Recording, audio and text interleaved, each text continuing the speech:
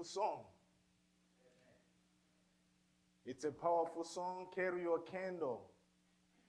We are living in this world, sin-darkened world, and each one of us is commissioned to carry our candles. Imagine all of us carrying the candle, our candles during the night. Even if the room is so dark, it will be brightened by the candles. So it's a commission for all of us to go out there and preach the gospel, which represents the candle. Thank you so much, Jim, for the powerful song. Happy Sabbath to you all. God is good all the time.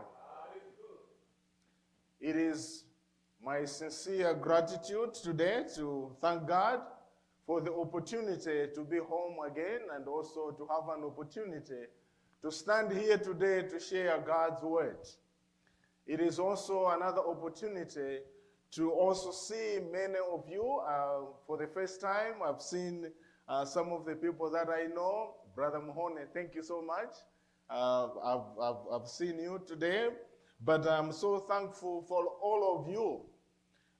Let me extend my gratitude to the church for giving me this opportunity to come here and share God's word. I don't take it for granted. I want to thank you. God has his own way of ministering unto us and of working his miracles. I want to thank you so much. And I also want to thank you so much, my friends and family, for praying for me. Some of you reached me out, praying for me for this day. There's nothing we can do without the power of God. Today we are so thankful that God has allowed us to be here. Yesterday I was reading, when I was going through social media, I saw a post that Ethel shared that they almost skipped the tornado, especially the husband. I'm here to thank God on your behalf for saving your life. To God be the glory. And many of us, God has saved us. We are in this new year, 2026. So I want to thank everyone who has taken part throughout this service, praying, organizing, and everything. We are here today to share God's word. And we cannot go in without seeking God's help. Let us all pray. Our gracious and loving Father, we are here today at Mishiana Malawi SDA Church here in USA. We are ready to be fed by you. You have chosen me as your vessel today to deliver your words. On my own, Lord, I know that I'm feeble. I cannot be able to articulate your word in the way that people can understand. I pray, Lord, that may you help us. May you help me so that when I share this word, let all the people that hear understand. Help me, Lord, to present this gospel in the way that you want. On my own, I have prepared, but without your power, Lord, I cannot communicate what you have shared with me. Be with me from the beginning and be with the entire church so that at the end, all of us should praise you for your guidance. It is our prayer in the lovely name of Jesus. Amen.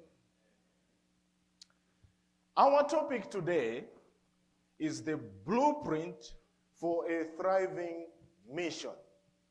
A blueprint for a thriving mission. In other words, a strategy or a plan or a sketch. A plan that God has for a thriving mission or a successful mission.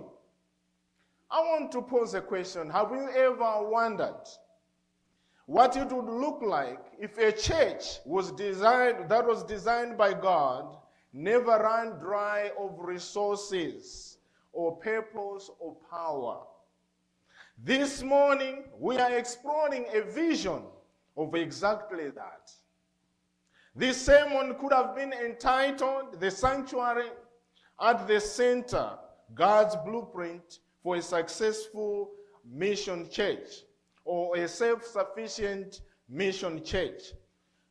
Alternatively, I almost entitled it the Sustainable Sanctuary, God's Model for a Church that Never Runs on Empty. Whichever title resonates with you, the message remains the same. God has a specific design for a thriving mission that is focused on preaching the gospel. I want you and me to imagine standing in the wilderness of Sinai early in the morning. The sun begins to rise over the desert. Before you stretch, a massive camp is ahead of you. Millions or thousands of people, the Israelites living in the tents. Each of a tribe has its own tent or demarcation. To the east, there is a tribe of Judah, Issachar, and Zebulun. And to the south, there is Reuben, Simeon, and Gad. And to the west, you have Ephraim, Manasseh, and Benjamin. And to the north, you have the tribe of Dan, Asher, and Naphtali. But at the very center of the entire nation stands something that is so huge, something that you cannot miss, the sanctuary. Smoke rises from the altar. Priests move quietly up and down doing their duties. And above the most holy place rest the clouds of God's presence. Every Israelite, no matter where they lived, could look towards the center and see the sanctuary that was at the center.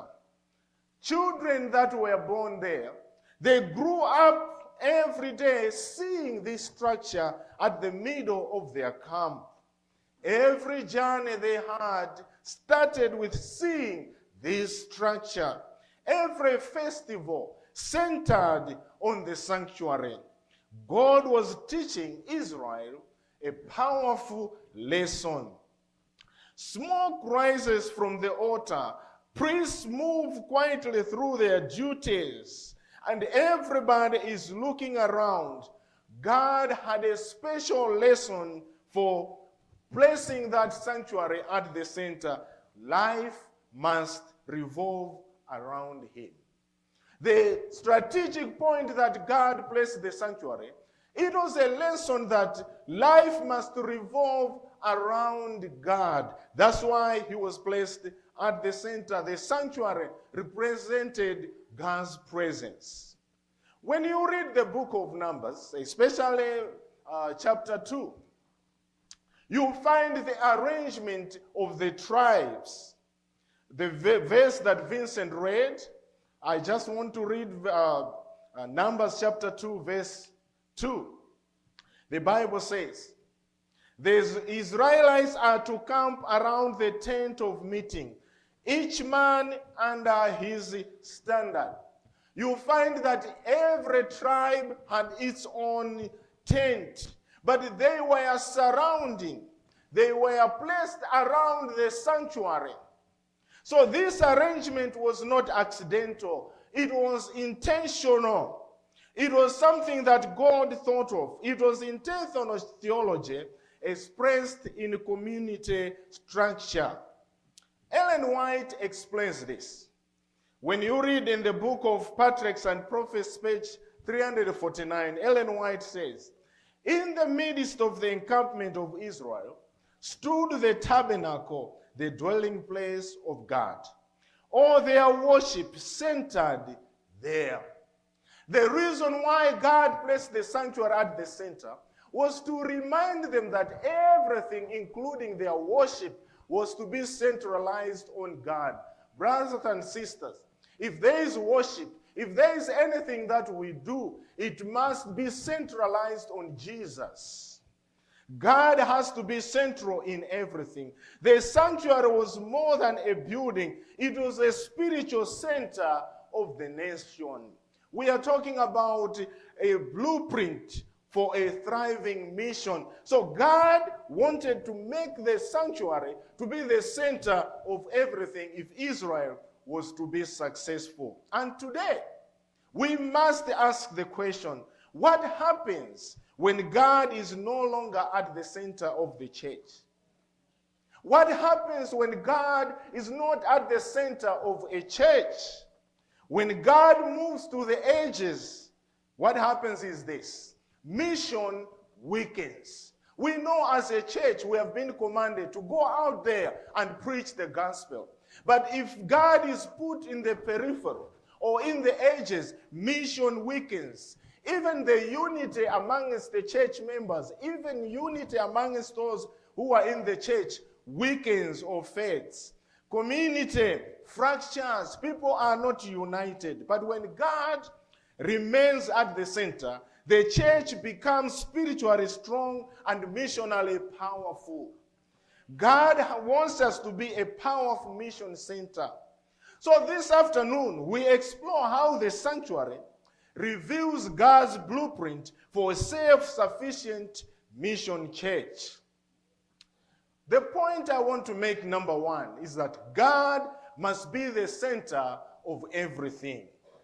The sanctuary begins with a simple command from God. Exodus chapter 25, verse 8, the Bible says, "Let them make me a sanctuary that I might dwell among them." Let them make me a sanctuary that I may dwell among them. Notice what God did not say. He did not say, build me a monument, or build me a palace, or build me a tower. But he said, build a sanctuary so that I may dwell among you. You know, God's greatest desire is to live amongst his people. You know, from the beginning, even if you read the book of Genesis, you discover that God's will has been to live amongst his people. That's why when Adam and Eve were created in the garden in that garden, every day God visited them. Even when they fell, it was God, it was the initiative of God. Adam and Eve did not initiate going back to God. It was God who was searching them. So when you read the grand narrative of the Bible, from the book of Genesis to Revelation, it is God seeking to be amongst his people. Every story that is unfolds is about God seeking to be amongst his people. It is so refreshing to know that God is willing to be amongst us.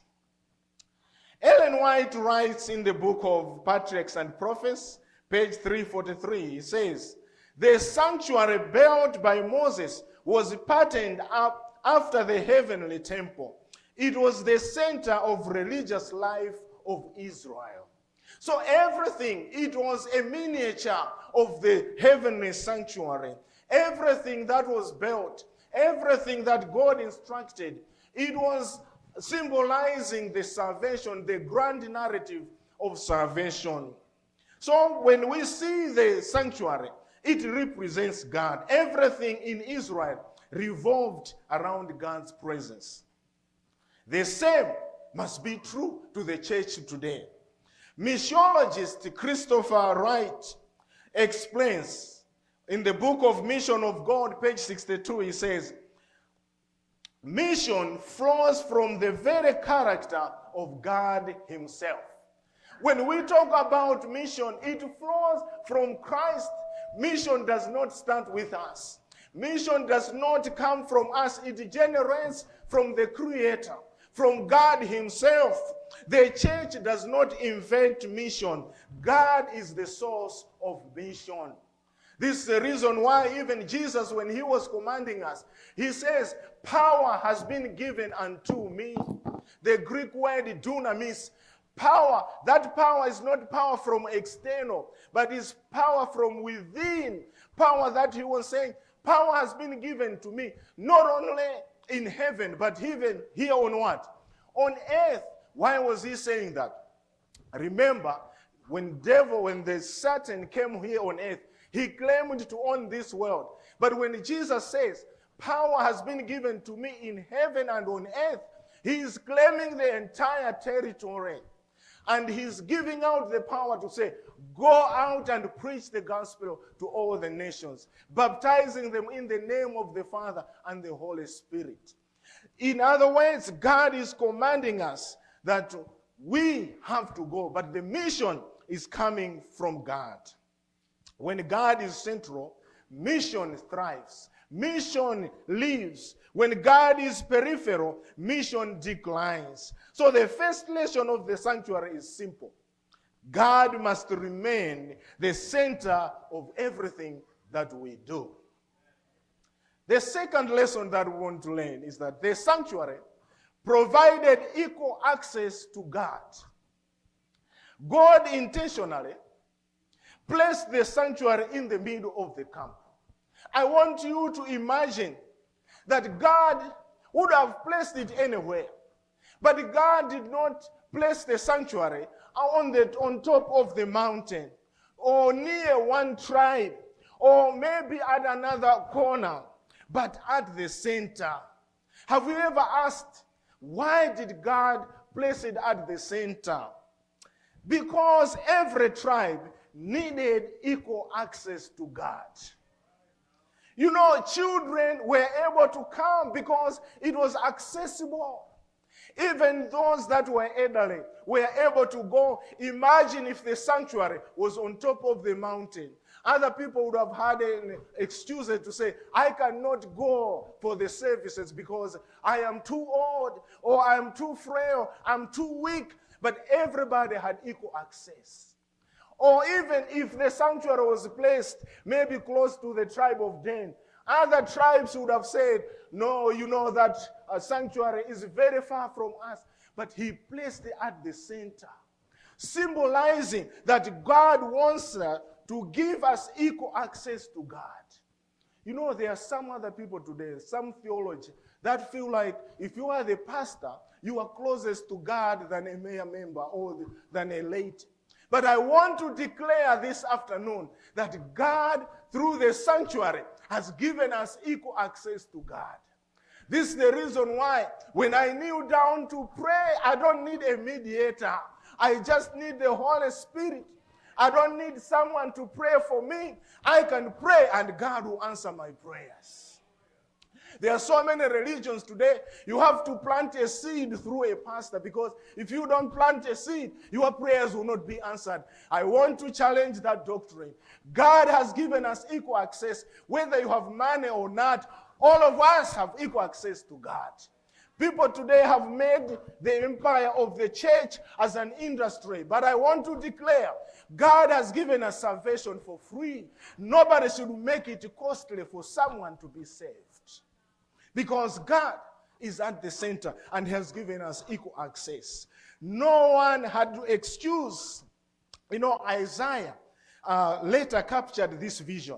When he says on Isaiah chapter 56, verse 7, he says, my house shall be called a house of prayer for all nations. In other words, the church or the sanctuary is supposed to be the house of prayer, not for a certain group of people, but all nations. God is bringing all the nations. Israel was to be at the center. But you know, most of you, that most of the Jews had this idea that the salvation belonged to them. Those who were outside, they were not entitled to salvation.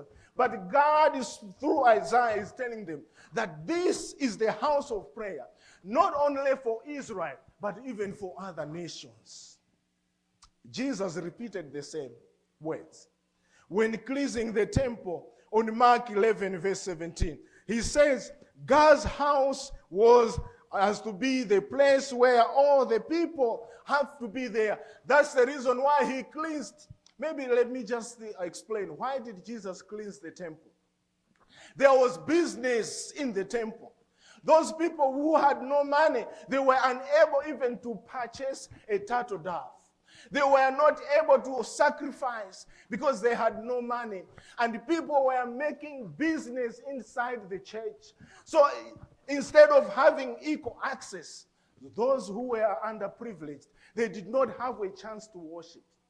Therefore, Jesus cleanses the temple to make it fair so that all the people who come to church can worship God equally. You know, there are sometimes in the church, we place barriers. We place some other things that make other people to have difficulties to worship God. May God forgive us. You know, mission scholar David Bosch from someone from South Africa, a missiologist, he writes in the book Transforming Mission. David Bosch says, the church exists by mission as fire exists by burning. If we are the church, for you to know that fire has to burn something. If we are a church, if we are a church that God has called, we are to be known as a church by being on mission. If we don't do mission, there's no church. A church that stops reaching people, stops fulfilling its purpose. The sanctuary reminds us, God's house must be open to everyone. We need to sit down sometimes as elders or as church to say, how can we open up our church to all the people? What strategy should we do? Because God has given us a blueprint of how a thriving mission is supposed to be. So this is something that I want to challenge you, that let us find ways on how God's church can be a place where all the people from different walks of life can have access and worship freely. The third point, the sanctuary was a place where people brought their problems. The sanctuary community was not distant from daily life. People brought their struggles there. Exodus tells us, on Exodus chapter 18, verse 18, the people stood around Moses from morning till evening. They brought disputes, family problems, community conflicts. When I was considering this message, a certain thought came to my mind to say, look at this, that the church was the place where people brought all their problems. It was not distant from a daily life. Do you know that many of the churches today, we have divorced a daily life from the church. We separate. There is that division. We separate ourselves. But our life, everything that we do, has to be connected to the sanctuary. That's the reason why our religion is not only on Sabbath, but it has to be every day. When we get out of the church, we have to be the very same Christians that we were here professing. This is the reason why many people today are complaining that we have so many people who are professing. We say a lot of good things, but we fail in our practicality, in our ministry, or in helping others. But the sanctuary reminds us that the church should be the place where people find counsel, guidance, support. The church should be the first responder to community needs. First responder. You know, here in America, when you say first responder, who is it? 911. But do you know that God's blueprint, the church was supposed to be the first place where people call when they're in trouble? When someone is failing to school, they were supposed to call first at the church. When someone is sick, they were supposed to go first to their church. When someone is looking for marriage, they were supposed to call the church.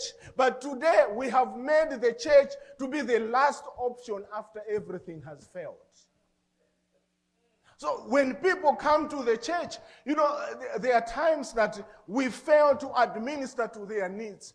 The church has to find ways of how you can make your members feel like this is their first place where they can call when they have problems. But that can only happen if our church is self-sufficient. You know, because maybe we have not followed God's counsel. That's why we are not getting all the blessings. But when we become what God wants, God will bless us. We will have resources to help. You know, Matthew describes his ministry. On Matthew chapter 9, verse 35, he says, Jesus went throughout the cities and villages, teaching, preaching, and healing every disease. Jesus' ministry, he went everywhere, preaching, counseling, healing every disease. In other words, church, if you understand even Jesus, how many times was he going to church? You find that on Sabbath, he would go to church, but he would not even spend the entire day there. He would go out. Throughout the week, he was in the community. I want to challenge those of us, some of us have been victims too, that we are at church throughout the week. On Monday, we have a church board. On Tuesday, we have a choir. On another day, we are just centralized. God wants us to come to church only to help us one another, to fire ourselves and go out there. Am I saying singing is bad? But we need to prioritize. This is not the place where we should be. It is only a center where we get charged and go out there. We have made ourselves so busy with organizing, but not even putting the plans into effect. God wants us to go out there, to go and teach, preach, heal, support those people that are needed. Jesus addressed both spiritual and physical needs. Ellen White summarizes Christ's method. I love this on Ministry of Healing, page 143. He says, Christ's method alone will give true success. He mingled with men, ministered to their needs, and won their confidence. Christ mingled with the people.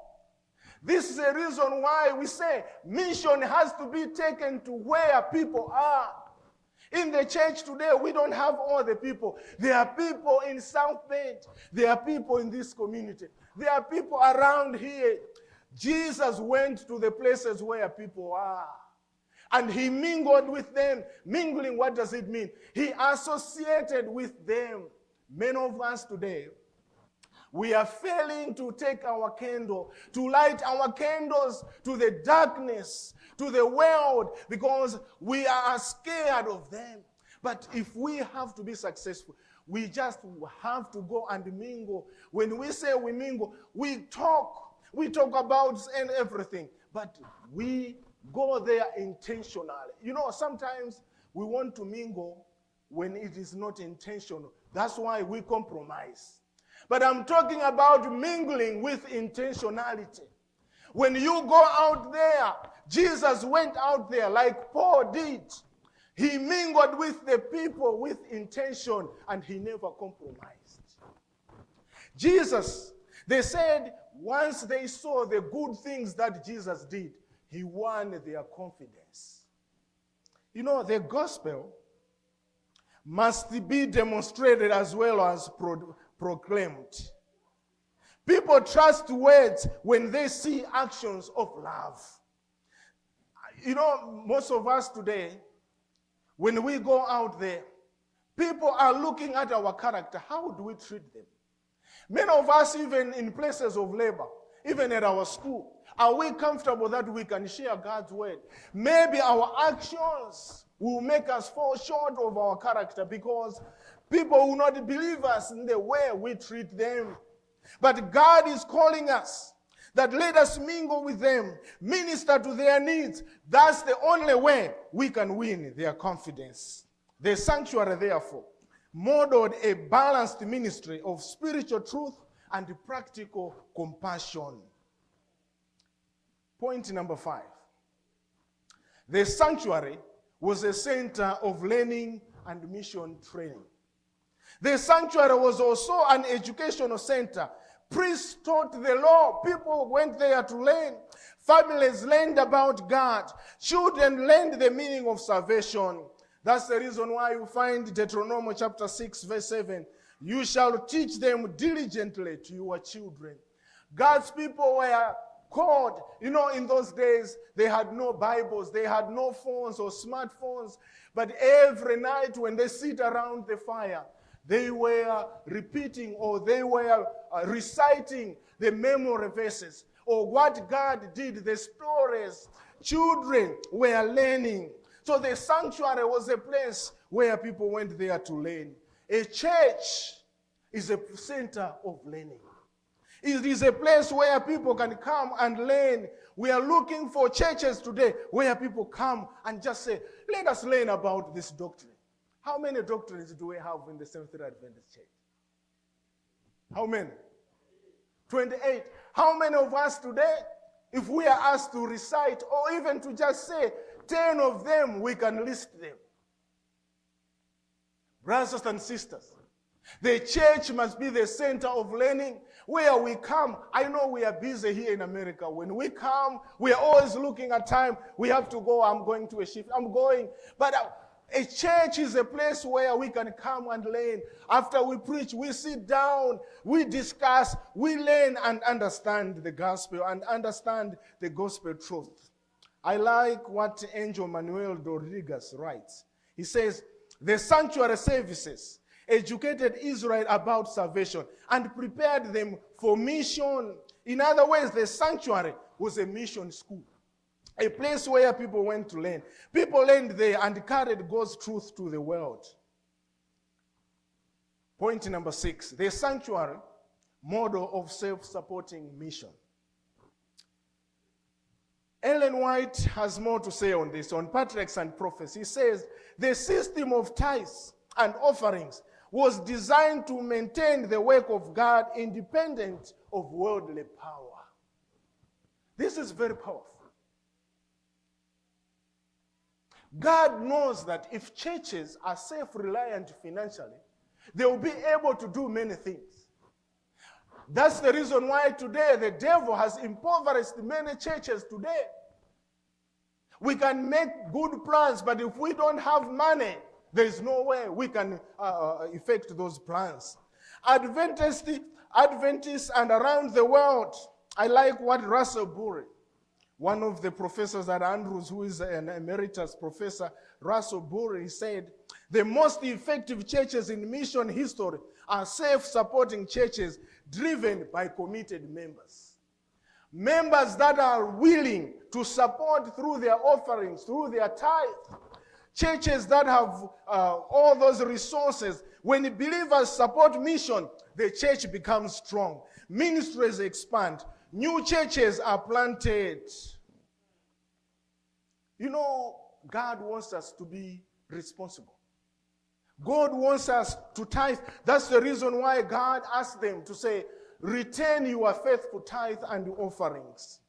It is our responsibility to be faithful. Because when we do that, it is part of the blueprint of a thriving mission. The 7th point, which is the last point in this lesson, a mission vision for the Malawi SDA Church. I want to bring this message home. The Malawi SDA Church has a unique calling. God has brought Malawians to the United States for a reason. Many of us here have come for various reasons. But across America, do you know there are thousands of Malawians who are students, professionals, families, doing different things in America? I want you to imagine if we took this blueprint of mission. Imagine if Malawi SDA Church, Michiana Malawi SDA Church, became the sanctuary center for Malawians in diaspora. A place where people find faith, support, training, and mission. From this center, new congregation could grow in Florida, in Washington, in all the states of America, starting from here as a satellite. Let us look at what God is able to do.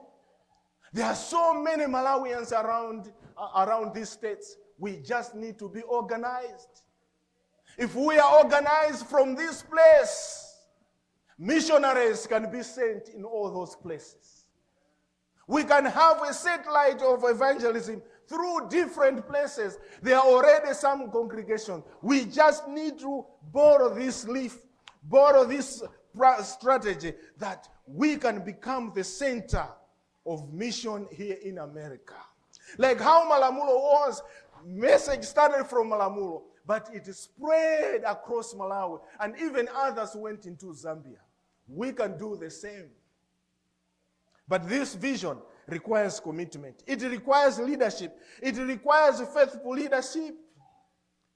So my brothers and sisters, God has placed the sanctuary of Israel from at the center for us to learn a lesson. And today God is asking something similar of us. Will we place his presence and his mission at the center of the church again? To the leaders of this church and all those leaders around the world, God is calling you to build a mission center for Malawians across America. If you are in UK, if you are in another country, God has called you to do that. To the young people who are here, God is calling you to become missionaries in this generation. As Ellen White puts it, every true disciple is born into the kingdom of God and as a missionary. Desire of Ages, page 195. When God is at the center, everything changes. My brothers and sisters, I want to finish with this. When God is at the center of the church, competition gives way to collaboration. We stop asking who will be the first and start asking how can we serve together. When God is at the center of the church, self-promotion gives way to humility. We no longer seek applause for ourselves. We seek glory for God. When God is at the center of the church, brothers and sisters, comparison gives way to contentment. We stop measuring our worth by others and begin celebrating the gift God has given each of us. When God is at the center of the church, suspicion gives way to trust. We stop guarding our position and start opening our hearts to one another. When God is at the center of the church, division gives way to unity. Different tribes, different backgrounds, different stories, but one people under one God. You know, when God is at the center of the church, judgment gives way to compassion. Instead of condemning those who struggle, we walk beside them and help them carry their burdens. You know, when God is at the center of the church, jealousy gives way to celebration. When God blesses someone else, we rejoice if the blessings is our own. You know, when God is at the center of the church, criticism gives way to encouragement. Our ways stop tearing down and start building each other up. When God is at the center of the church, indifference gives way to responsibility. When someone lacks, we don't widen the gap. What do? We step in and help meet the needs. When God is at the center of the church, failure gives way to prayer. Instead of cheering when someone falls, we kneel and ask God to lift them up. When God is at the center, fear gives way to faith. We stop protecting what we have and start trusting God for what he can do for us. I can say a lot, but comfort gives way to calling. We move from maintaining a church to advancing a mission. You know, and when God is truly at the center, the church stops being a place we attend and becomes a movement we belong to. It stops being a building we maintain and it becomes a mission we live on. It stops being a community that survives and become a people that transform the world. Because when God is at the center, everything what? Changes. And that is the church God is calling us to be. But that kind of church does not happen by accident. It happens when we make a decision. A decision to put God first. A decision to live for something greater than ourselves. A decision to say, Lord, let your mission be the center of my life. So this afternoon, I want to ask you a simple question. Will you commit to helping this church as a sanctuary of mission, a center of worship, a center of learning, a center of saving, a center of supporting mission? If this is your desire, I invite you now to join me as I sing this song using the words I have supplied, set to the familiar tune we all know. This is from the song Ngati Yesu ali pabanja banja likondwa. But today I want to ask to sing this way. Ngati Yesu ali pampingo onse akondwa nagwirizana potumikirwa. Those of you who can sing bass, you can say mbuye yo ngati Yesu ali pampingo onse akondwa nagwirizana potumikirwa.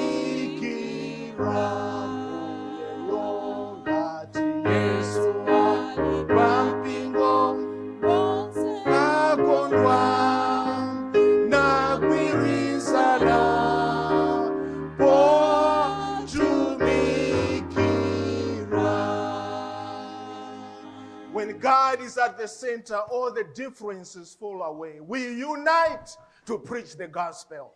Brothers and sisters, time has come. We are not here to play. You are seeing the signs of the times being fulfilled. God is calling us to be the center of our salvation. God is calling us to make this place the center where people can be saved.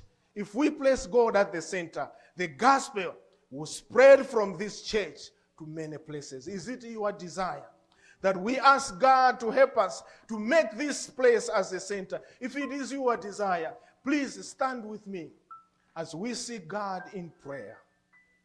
I want to invite my friend, Pastor Elia. He was supposed to pray the first prayer, but he wasn't here. Please come. We want to commit ourselves unto God. We want to place this, to dedicate Mishiana Malawi Church in a special way, that let it be the center of mission, a satellite in the United States, for many places around, in many states that we have, and let us start from here. Pray for us, please.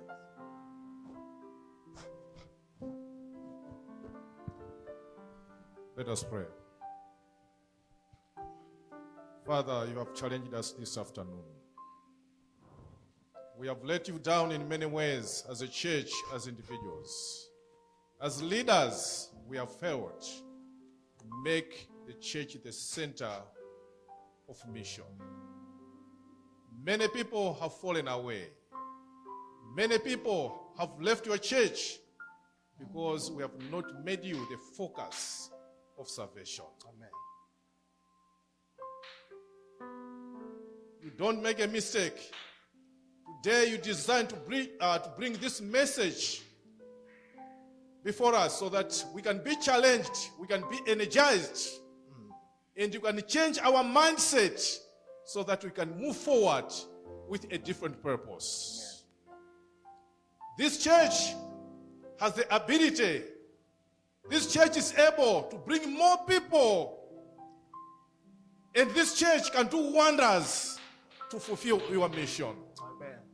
Father, we pray that yes, we have failed in the past, but Father, forgive us. And as we commit ourselves, give us that enthusiasm that yes, it is possible we can start afresh and achieve your goals. So that as we can mingle with other people, there's no suspicion anymore. People should look at us as people with a mission to bring them closer to you. Amen.